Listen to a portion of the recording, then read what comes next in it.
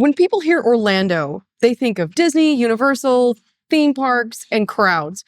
But there's a real city called Orlando, and it is vibrant. And as full-time travelers, we found all the fun in the actual city of Orlando.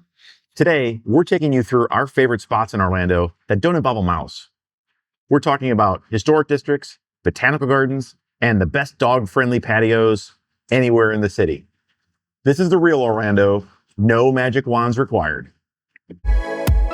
Away we go traveling. In our last video, we showed you how to get from the Orlando airport to Disney World, which is great, but it's not what we recommend you do while you're in Orlando. Right. Today, we have the best recommendations for what you can do in the real Orlando, north of the mouse. So we're going to give you the best tips to do Orlando like a local. All right, first up, we have Lake Eola Park, which has Lake Eola.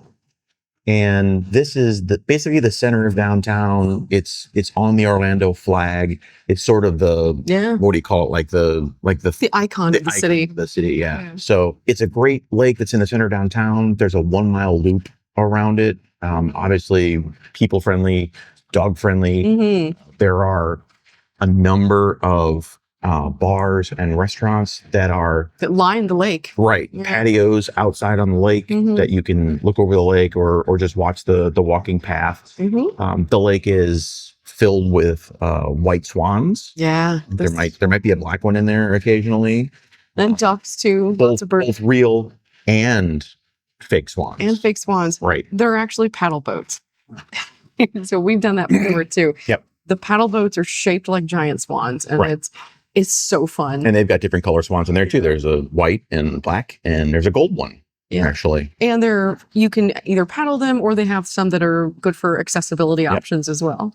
And Lake Eola also has a really great outdoor amphitheater kind of thing with a seating area.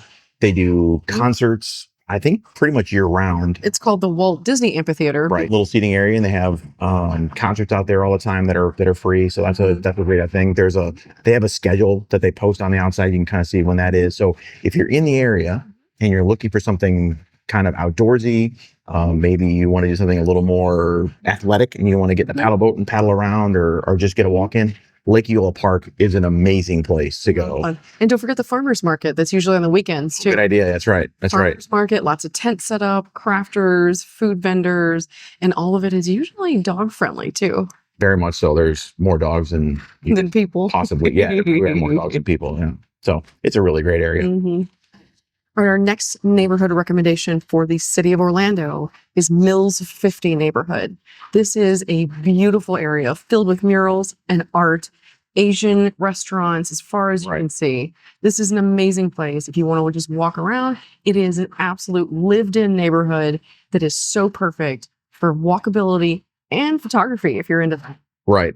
Plenty of places to park, and as Kara mentioned, it's sort of the hub for Asian cuisine in the area. We're talking Vietnamese and Japanese, Filipino, Indian, Korean, you name it, it's there. Yeah. And some really great places that are either at one point have had a Michelin star or currently have a Michelin star. So it's a neighborhood that has some upscale stuff, but also some just real easy walkable, walk-in eating areas as well. So it's a great place to take it in. There's a couple of places there that are sort of historic Orlando bars. Will's Pub in particular. That's a music venue, but it's also kind of like a gritty dive bar place. But it's an Orlando staple, a really cool place to visit. So can't recommend Mills 50 highly enough. Right. And the next section is an area that's really two neighborhoods that are adjoining, but it's the Ivanhoe Village and the North Quarter. Right. Both of these are just north of the actual downtown city center, like north of Lake Eola, which is really the center icon of the city of Orlando. But these two are wonderful. Ivanhoe Village is more antique shops. It's walkable. It's right along Ivanhoe Lake. And North Quarter, just across the street, feels more like a upscale urban neighborhood, and it's really sophisticated and lots of amazing dining options. Yeah, still sort of downtown, but off of downtown, just enough to be a little quieter. Up and down Orange Avenue in North Quarter, there's a ton of great restaurants and bars that are on there. Very walkable, lots of parking. You know, as Carrie mentioned, Ivanhoe Village has, again, several streets that are incredibly walkable, lots to eat, lots to do, lots to see. There's you know, the park that's there has a walking trail. The lake is fantastic. If you want to get out and paddleboard or kayak or whatever, you can rent those for that lake. Just a ton of stuff to do in that area. You know, you can kind of just hop out and walk the whole area. I mean, you really have to have a plan. There's so much to do in these two areas within about a half a mile of each other. And because it is so walkable, one of the things we like to tell you about are the craft brewery options, because we're a big fan of that. So in the Ivanhoe Village area, you can walk to Ivanhoe Brewing, Gnarly Barley, Thirsty Topher, 1010, yeah, options up that way. And if you go into North Quarter, where we are actually right now, it's called Gravity Tap Room. And they have an amazing craft beer selection, full restaurant. And this entire row, as Gary said, North Orange Avenue, is lots of restaurants that have incredible amounts of craft beer, wine, cocktails. Cocktail program here is incredible for many of the restaurants. Highly recommend, if you're in North Quarter Orlando, go to the Tele Thai restaurant, and inside of it is the Noir Speakeasy. Pro tip. Good stuff. And also, don't forget Reyes, an award-winning Mexican restaurant that is a very upscale restaurant, part of the Good Salt Group in Orlando, which if you find any of their restaurants, you are going to win. All right. So before we go on to our next neighborhood, we have a quick bonus category.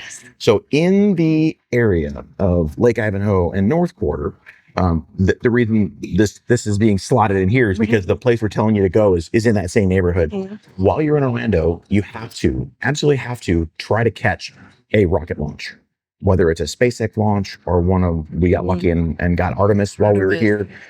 It doesn't matter what it is. From Orlando, you can see them very clearly, and they're basically magical. It's stunning. You can drive to the coast if you like, and it's about an hour, but you're going to be into some rocket launch traffic at that point. But if you want, in Orlando, in North Quarter, there is a parking garage attached to a Wells Fargo building, and we'll put the address in the description. But that parking garage is 7 stories tall and has a direct east view with no buildings in the way. So when you're 7 stories up, you can essentially see the rocket as it leaves the pad, within seconds of it leaving the pad. So it's kind of like being there without having to be there. Right, because it's a 7-story parking garage. So you actually can see literally all the way to the coast of Florida, because Florida is completely flat. So this parking garage does charge if you want to park inside of it, but you can street park for free on different times of the day, and then take the elevator inside the parking garage up to the 7th floor to the top deck and see all the launches. I highly recommend you get one of the space launch apps. I can put a link to the one I like in the description. So you can keep an eye on when those launches happen. Sometimes they get delayed, so you can actually keep an eye on that. But if you are downtown Orlando, highly recommend, you have to see a space launch. They're just magical. Yay, science. Even if you don't end up in North Quarter and you don't go to where we recommend to do it, if you're in the Orlando area, get one of these space launch apps and check when they are, and whenever they happen, look up and east. Look east and you can probably see it. You may not see it as good as that location, but you should definitely see one. They're just great. It's great. Okay, next up is the Harry Leu Botanical Gardens here in Orlando. It's about a 50-acre botanical garden. Absolutely beautiful, tons of trees, tons of plants. Obviously, it's, there's a walking path through the whole thing. There's a beautiful lake next to it. And we're actually members of that. And we talked about that in a video a few months ago. And we're going to mention it again because it's important, because Harry Leu for Orlando is a botanical garden, but they're also part of the North American Reciprocal Program for museums. So by being members at Harry Leu, we get into all the botanical gardens and all the museums in the United States that take that membership. And we've been able to go into a ton of free museums because of this membership that we paid. I think we paid $100. We did. And it was for both of us for a whole year. And that has allowed us I know for a fact, when we were in Rhode Island, we saved at least $200 just on the mansions, because we were able to use the Harry Leu membership to get into the mansions. So we figured, while we're here in Orlando, we're members, we may as well go. And it is just stunning. It's beautiful. If you're here in Orlando and you like botanical gardens, you like that type of thing, it's a great way to spend a couple hours. And especially because This is Florida, so a lot of the plants and vegetation that other places have to grow in a concealed or domed environment just grow naturally in Florida. So you can walk through all of the palm trees and the just beautiful things. You have to go to very weird places otherwise, and they grow naturally here in Florida. It's really cool. All right, next up is another combo neighborhood. It's Lake Baldwin area and AUDUBON Park. They're two separate areas, but they're really close to each other. And when we're talking about Baldwin Park, this used to be a Navy training center. A long time ago, they used to have Navy basic training there, and ended up the Navy consolidated that. They moved everything to Chicago, and then they donated this land back to the city. So the city has turned it into a wonderful park. Yeah, they call it Blue Jacket Park, which is a reference to the Navy, to the Navy sailors. So this park, huge lake. It's a big 2.5-3 mile loop around it. Again, similar to Lake Ivanhoe or Lake Eola, there's bars and restaurants that are around the whole time. It's walkable, it's runnable, it's bikeable. There's tons of dogs, really family friendly, just an amazing area to walk around. Audubon Park and Lake Baldwin themselves are both have kind of a small town feel, not so much city hustle and bustle. You know, the streets are a little smaller and really well done trees. Like a mid-century kind of thing. Yeah. Just a really cool area. Century vibe. There's a couple of places, I think in Audubon Park in particular, you're talking about something like Domu. Domu is a Michelin award-winning pho restaurant. Yeah. And, you know, there's several places inside of Audubon Park and Lake Baldwin that, again, have been Michelin starred or previously had been. So top-notch eating and drinking, as well as just a nice walkable area if you want looking for a day out. And for craft beer recommendations, you got to check out Tactical Brewing and Red Light. Yep. Two of the best in Orlando. Yep. And our final section we're going to talk about, we kind of alluded to this in a couple other sections, giving you a little taster, but one of the things we really love while we travel full time is craft breweries. They're always wonderful environments, great people, great owners. It's always a good time, especially when they're dog friendly. Since we have our 15-year-old dog Molly with us. Most of them are, fortunately. Most of them are. So Orlando is no stranger to amazing craft breweries. We've already talked about a couple of them, but I'll cover them again real quick. So Ivanhoe Park Brewing, extremely dog friendly. They're allowed inside and outside. It's a wonderful place if you've got a dog. Additionally, if you're looking, you know, Kara mentioned Tactical. I don't think you can take them inside, but they certainly have an outside patio that they're always welcome. Yep. Kara also mentioned Red Light. They're dog friendly as well. A place like Sideward, which has amazing beer. They've got a huge outdoor patio and great food menu as well. So if you want to eat and bring your puppy, or if you don't have a puppy, just go there and have a snack and a beer. Or pet other people's dogs. Right. It's a pet other. We do that too. We pet our dog and we pet other people's dogs. Yeah. Pretty much as possible.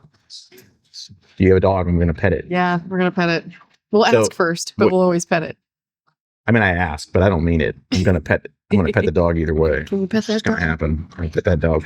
So those are recommendations sort of right in the core area where we are. If you go a little bit up outside the city, over towards Ocoee and Winter Garden are two of our other favorites. Not 15 or 20 minutes away from the city, but they're well worth the drive. Worth it. Is Toll Road Brewing, which is a small brewery in Ocoee. They have a massive outdoor space as well as a massive outdoor backyard. Dogs are, again, welcome inside and outside in the brewery. Right.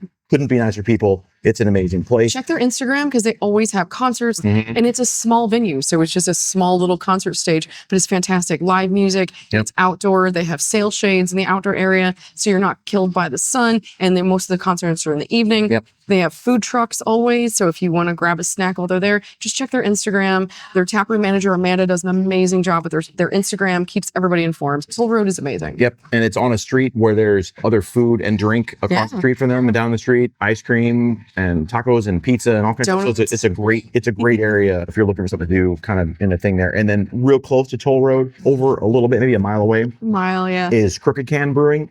And they're a little bit of a unique situation because they're a brewery, but they're also a food hall. So there's an internal food stall section where there's multiple places to eat and get food or snacks or desserts inside. And then they've got a brewery that's kind of on the end. And then the dogs, they've got a huge outdoor space, very family friendly, very dog friendly. So that's a great place to take people. And it happens to be in downtown Winter Garden, which downtown Winter Garden by itself is a whole separate recommendation. I'm going to add that to the list. Downtown Winter Garden, just walk the street in downtown Winter Garden. Especially in the evening, they have Christmas lights wrapped around palm trees. And if you've never seen that, it's straight up magical. It's really great. So yeah, so just go ahead and throw Winter Garden and Ocoee on your list and go see both those places as well.